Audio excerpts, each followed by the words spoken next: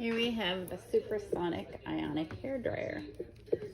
See, it's perfect size, so much smaller than the old ones, lightweight, you can remove for easy cleaning. It's magnetic, as well as the attachments here have a good magnetic.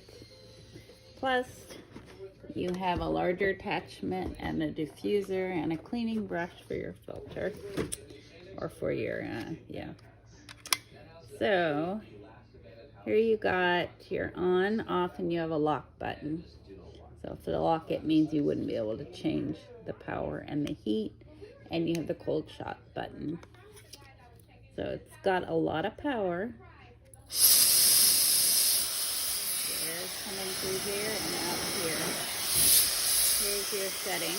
This is my favorite setting. I like the lower heat with the high air.